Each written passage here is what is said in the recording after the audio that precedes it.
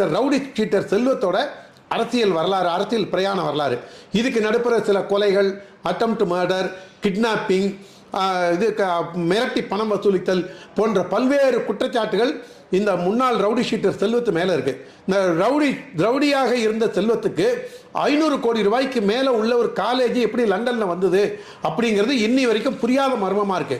இப்பேற்பட்ட criminal background கொண்ட இந்த செல்வம் ஈயத்தை பார்த்து சிரிச்சு தான் பித்தளைங்கிற கதையா பிஜேபியை பார்த்து பிஜேபியில் ரவுடிகள் கிரிமினல்கள் இருக்காங்கன்னு போற போக்கில் சொன்னதுக்கு தான் இளம் சிங்கம் அண்ணாமலை வெற்றி செஞ்சார்.